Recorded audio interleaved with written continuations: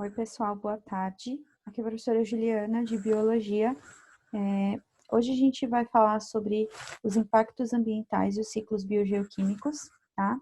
Eu estou fazendo essa aula gravada para vocês, porque a última aula a gente teve alguns problemas com a estabilidade da internet, eu particularmente, né? Minha internet estava caindo bastante e eu não consegui fazer o vídeo completo, ficou muito picado. Então, eu preferi fazer a aula novamente, totalmente gravada para vocês, tá? Bem, vou dar alguns recados que eu já tinha falado para os alunos antes. Eu estou anotando quem está participando e quem não está participando das aulas. Então, que fique bem claro. Aquele aluno que não consegue participar de nenhum jeito, por N motivos, me comunica, me avisa, que aí eu vou achar uma outra maneira de você conseguir os seus pontos. Seja assistindo as aulas do app e me trazendo anotações, seja assistindo as aulas na TV, enfim, a gente tem outras formas da gente conseguir avaliar vocês. Só não fiquem sumidos, tá? Se manifestem, falem, avisem que você está aqui, porque aí fica difícil para a gente avaliar vocês. E lembrando que as aulas já retornaram e a gente precisa dar uma nota para vocês até dia 29 de maio, tá? Então, prestem bastante atenção e reverência a isso. Sobre as aulas no Classroom, eu já atribuí as salas, eu estou esperando alguma liberação, acho que da escola, eu tentei atribuir hoje mesmo as aulas os alunos do primeiro B, se eu não me engano, não deu certo, então acredito que seja alguma coisa a ver com a escola.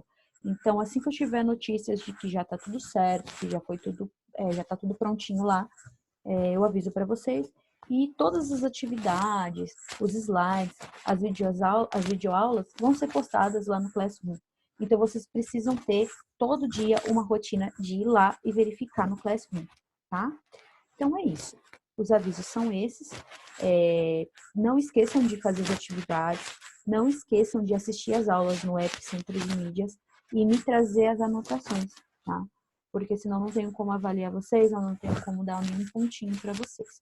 Então, se atentem bastante a isso, tá? Bom, é isso. Então, vamos começar a nossa aula. Eu vou colocar aqui o slide para vocês.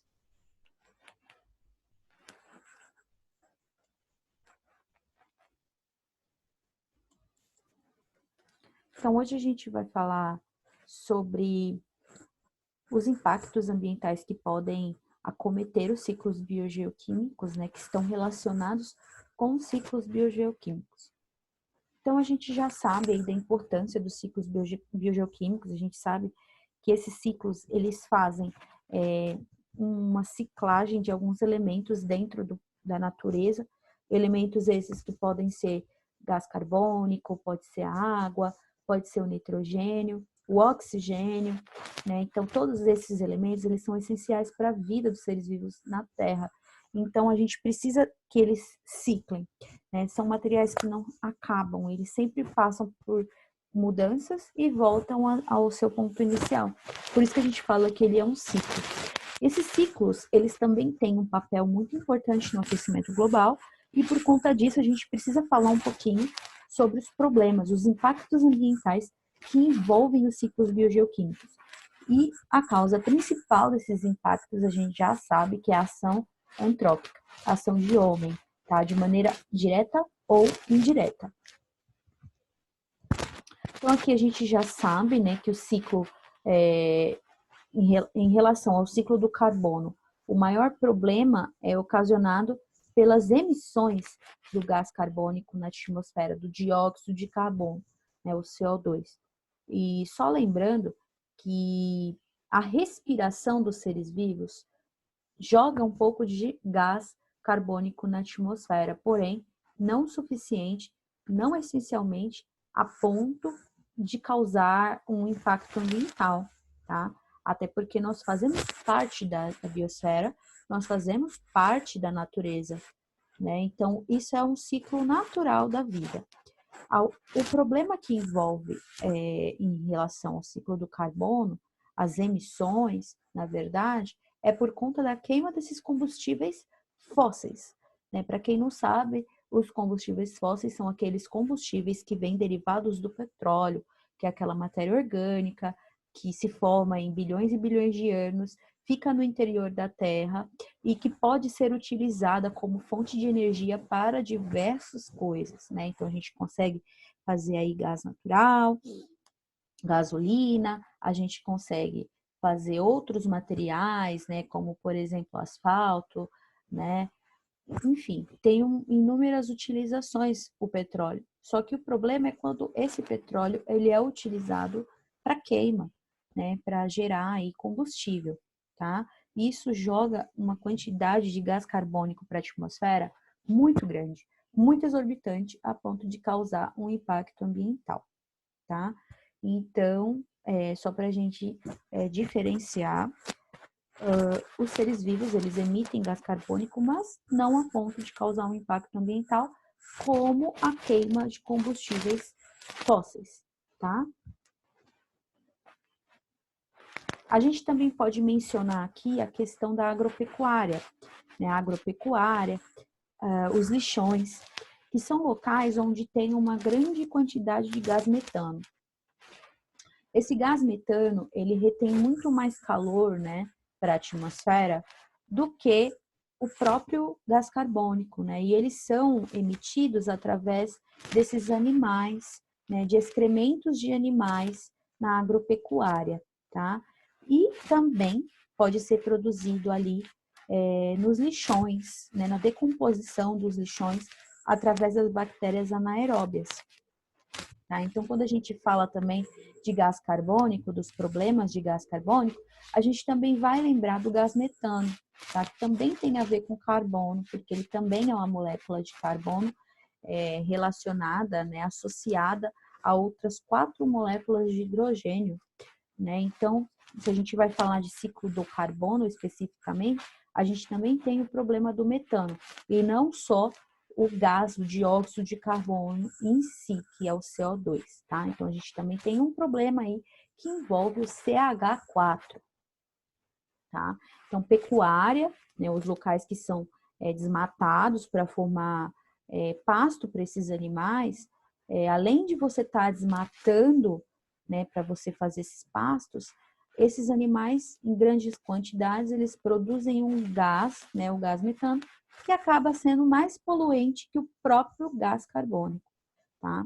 E os lixões que são mal estocados, né, digamos assim, maltratados, digamos assim, né, vão ficar ali sofrendo uma ação de bactérias anaeróbias, bactérias que não utilizam oxigênio para poder sobreviver e, portanto, elas emitem metano para a atmosfera, também fazendo aí a elevação da temperatura terrestre, né, aquecimento global, porque elas retêm muito calor, né? O CH4 é um elemento que retém mais calor do que o gás carbônico, como já está dito aqui no slide.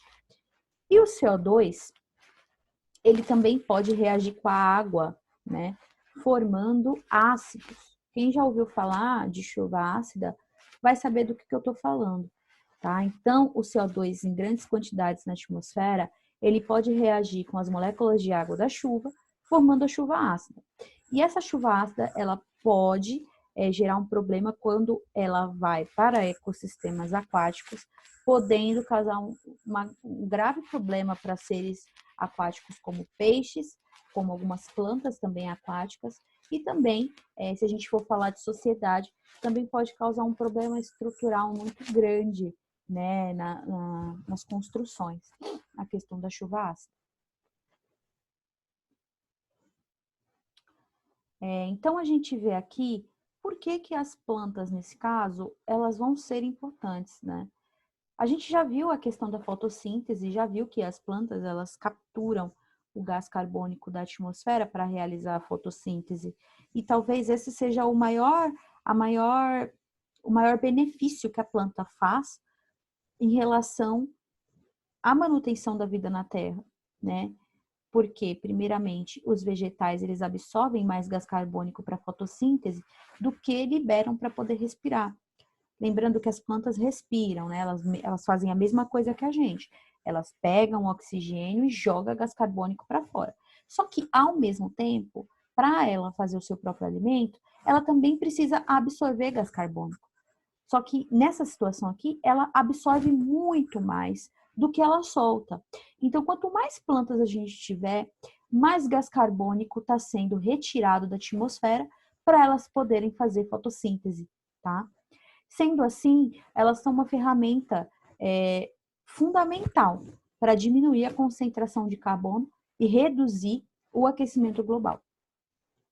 Quando as plantas são queimadas, o que é extremamente comum no Brasil, e aí eu volto para um assunto que aconteceu no ano passado, quando teve as queimadas da Amazônia, a gente pôde perceber o quão grave isso é. Até porque a fumaça de lá veio parar aqui em São Paulo.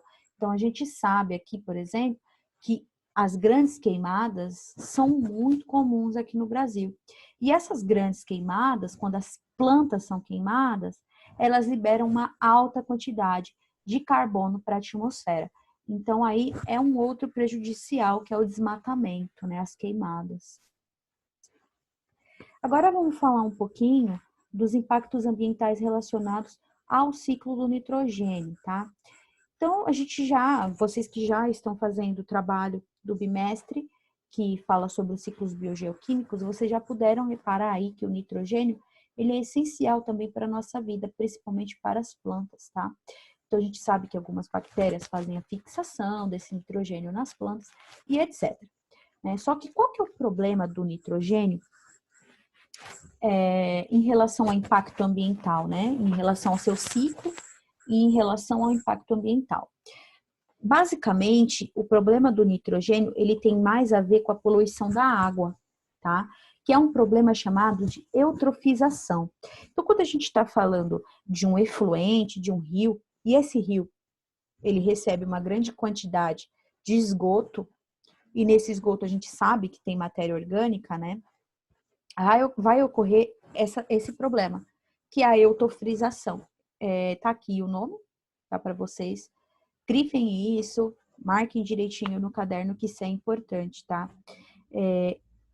Dentro desses elementos que a água recebe, né, através do esgoto, estão o nitrogênio, que é o principal aqui nesse caso, a amônio fosfato.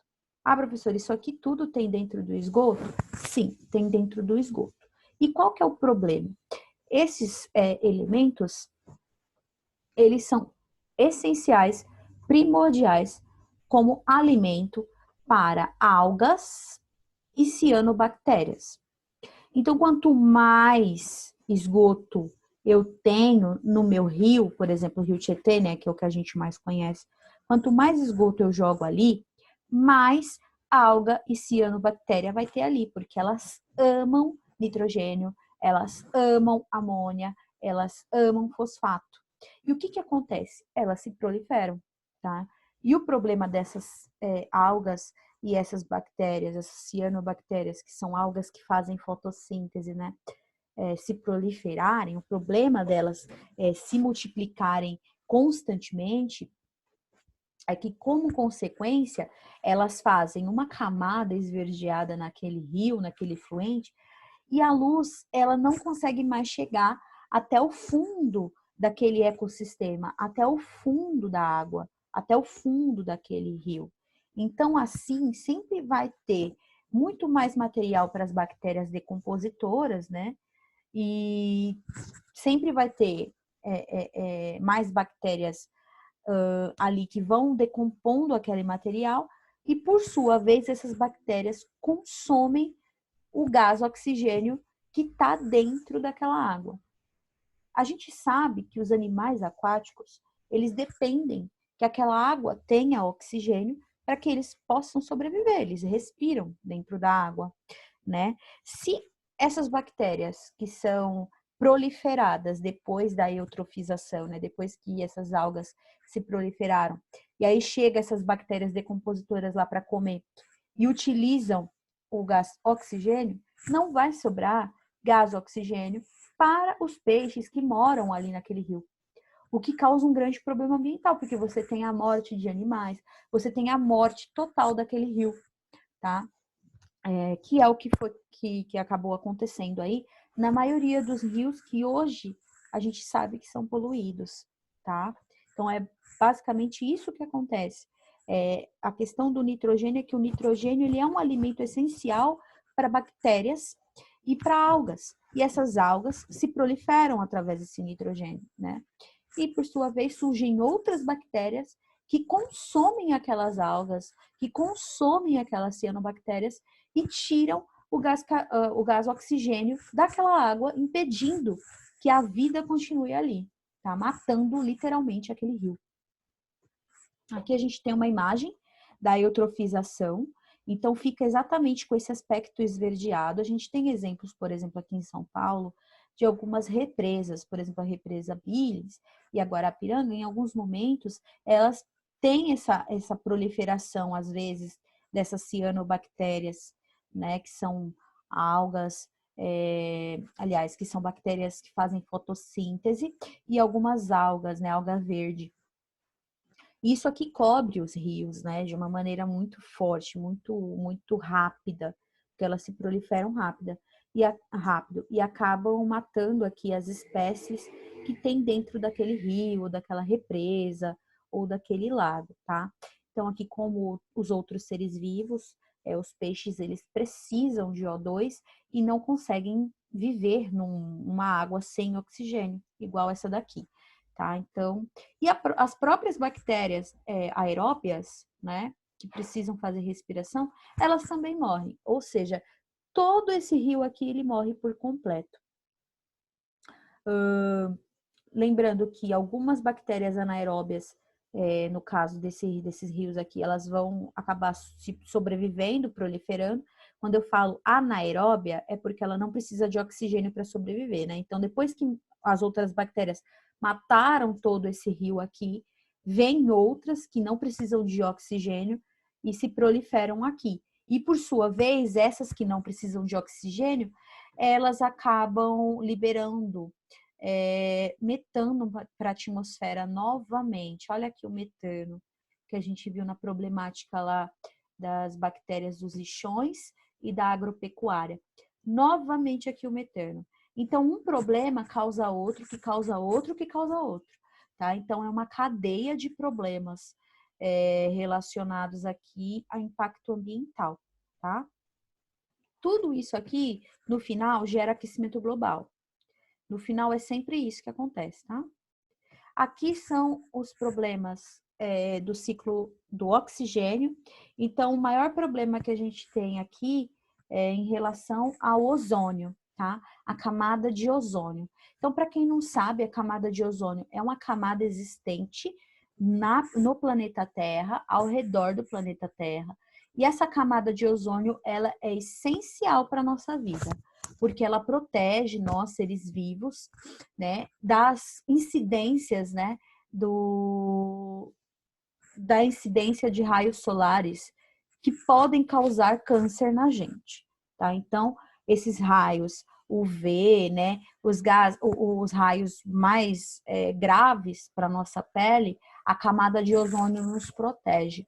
Resultado natural da vinda de oxigênio para a Terra, tá? O ozônio ele é totalmente dependente do oxigênio para existir. E é uma proteção para a gente, né? Os seres vivos só passaram a sobreviver, a crescer em grandes quantidades aqui na Terra depois que a camada de ozônio surgiu, porque aí não tinha mais esse problema, esse agravo de morrer ou de calor ou de câncer de pele, tá? Então ficou mais fácil a vida na Terra depois que o ozônio surgiu. Como que o ozônio surge? O oxigênio, ele já está na atmosfera, né? Ele entra em contato com raios solares e também com algumas descargas elétricas e forma o O3, esse cara aqui, tá? Esse O3 é o ozônio. Ao longo dos anos ele foi se acumulando e formou uma camada. Qual que é o problema? Ao longo do tempo, conforme a gente foi evoluindo, a nossa capacidade mental, né? Eu falo dos humanos agora, a gente foi descobrindo as indústrias, os automóveis, e aí começou a emissão dos gases de combustíveis fósseis na atmosfera, que eu já tinha falado anteriormente para vocês no começo da aula. Esses gases, né, vindos da queima de petróleo, queima de combustíveis fósseis, eles acabam destruindo a camada de ozônio. Então, se você destrói a camada de ozônio, automaticamente você está destruindo uma proteção que a gente tem contra os raios UV, tá? Então, esse é um problema relacionado aí ao ciclo do oxigênio, né? Então, a gente tem aí uma outra problemática que também pode vir a causar aí um aquecimento global, um efeito estufa, porque aí você vai ter uma incidência maior de sol no planeta Terra, vai aumentar a temperatura. Então, tudo gera um aumento da temperatura da Terra no final, tá? E aí, por sua vez, né, todos esses problemas vão acarretar em um outro problema, que é o efeito estufa. O efeito estufa, na sua normalidade, ele não causa problema nenhum, tá? Então, ele é um fenômeno natural, de extrema importância para a existência na vida na Terra, e é responsável por manter a temperatura média global. Então, ele mantém a temperatura do nosso planeta. Então, ele evita que exista grandes picos de calor ou de frio e possibilita aí o desenvolvimento dos seres vivos na Terra, tá? Então, ele, em suas condições normais, ele não faz mal para a gente, tá? Qual que é o problema, então? No entanto, né, como diz aqui o slide, o efeito estufa, ele tem sido agravado pela ação antrópica, ou seja, pela ação do homem, que tem elevado as emissões de gases de efeito estufa à atmosfera. Que gases são esses? Os mesmos que eu falei no começo da aula, tá? Os gases derivados da queima de petróleo, da queima de combustíveis fósseis. Esses gases, eles aumentam, né, a emissão aliás, a emissão não, eles aumentam a temperatura da Terra, aumentam também o efeito estufa, né? O efeito estufa ele fica mais agravado e provoca alterações climáticas em todo o planeta. Então, El Niño, furacões, enchentes, chuvas descontroladas, calores descontrolados, tudo isso é por conta de efeitos vindos dessa alta emissão de combustíveis fósseis para a atmosfera, de elementos, né, de gases prejudiciais, que por sua vez aumenta a temperatura da Terra, tá? E isso vai causar todos esses fenômenos. Aqui está falando, essa grande concentração de gases vai dificultar que o calor seja devolvido ao espaço, aumentando consequentemente as temperaturas do planeta. O efeito estufa é exatamente fazer com que a Terra funcione como uma estufa, tá? Aquela de plantinha. Ela guarda calor aqui dentro. Então, se a gente está emitindo para a atmosfera um gás, como o gás carbônico, como o gás metano, que é um gás que retém calor em grande quantidade, tá? A temperatura da Terra vai aumentar porque o efeito estufa não deixa que essa energia, que esse calor saia, tá? Então, por isso que aumenta a temperatura da Terra. Então, se eu aumento a emissão de gases, eu vou aumentar a temperatura da Terra. Se eu aumento a temperatura da Terra, eu aumento o efeito estufa, tá? Então, é uma consequência gerando outra. E quais que são as causas do efeito estufa, né? Então, a gente tem aqui a alta concentração desses gases de efeito estufa, né, como o CO2, por exemplo, está relacionada principalmente às atividades industriais, tá? Através da queima de combustíveis fósseis, né? Então, as indústrias. Além disso, o crescimento da produção agrícola, como eu já tinha falado para vocês, da agropecuária, o desmatamento, que também faz parte da agropecuária, e o uso de transportes, também são responsáveis pela intensificação da emissão desses gases. Então, essas são as principais causas do efeito estufa. E aqui está falando um pouquinho da questão das mudanças climáticas, dos problemas que isso pode acontecer, em relação também à temperatura da Terra, que pode aumentar, já aumentou, né? Então, tudo isso. Aqui são as consequências do efeito estufa. Então, a gente tem aqui, em primeiro lugar, o derretimento das calotas polares, aumentando o nível do mar. A gente tem um agravamento da segurança alimentar, prejudicando colheita, prejudicando pesca. A gente tem extinção de espécies, danos aos ecossistemas aquático, terrestre. A gente tem também extinção de algumas espécies, porque elas vão perder o seu habitat devido a esses problemas ambientais. Vão perder também terras em decorrência do aumento do nível do mar. Então, pode ter cidades que vão ficar submersas por causa do aumento do nível do mar. A gente também pode ter aqui escassez de água em algumas regiões. Então, teve anos aqui em São Paulo que a gente teve um grande problema com pouca água, né? Tudo isso é efeito de aquecimento global, tá? Inundações, a gente pode ter também risco de conflitos em decorrência da escassez de recursos naturais. Então, as grandes potências do mundo podem começar a ter conflitos devido à escassez desses recursos. Então, se um lugar tem, eu quero pegar daquele lugar, enfim, vira um grande problema. Até a gente vê aí a Amazônia sendo alvo de vários países que querem utilizar a nossa mata, né, como recurso natural. A gente também vai ter problemas de saúde provocados pelo aumento do calor. A gente já sabe que hoje tem muito problema de saúde, por exemplo, as rinites, as alergias, as irritações no olho, né? Tudo isso, problema respiratório, asma, bronquite, tudo isso é problema que vem através de poluição, né? Aumento de calor, tempo seco, tudo isso, tá? E também a gente tem a previsão de aumento da temperatura em 2 graus até 2100, comparado ao período pré-industrial, que era de 1850 a 1900. Tá? Então, a gente tem aí o aumento da temperatura terrestre, também como uma consequência. Né? Então, e o que a gente poderia fazer para evitar o efeito estufa?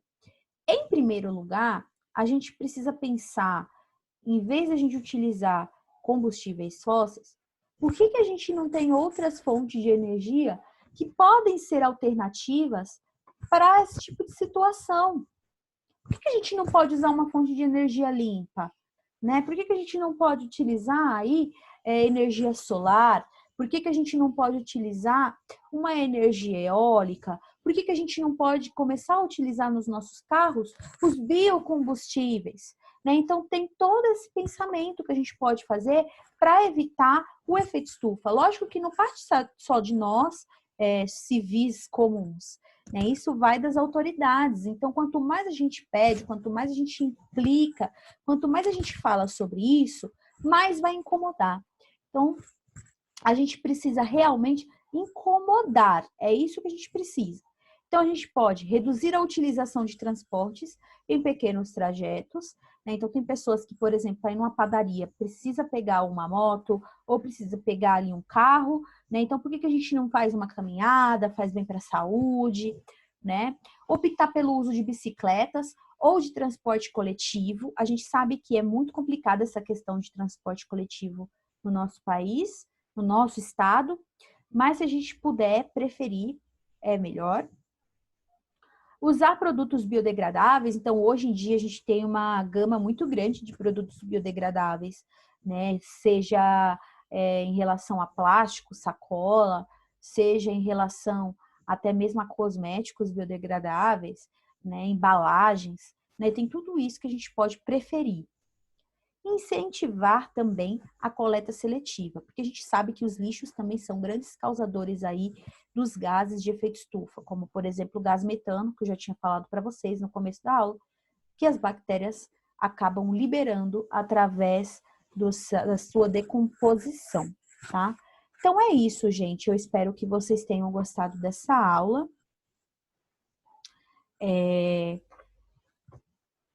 Participem.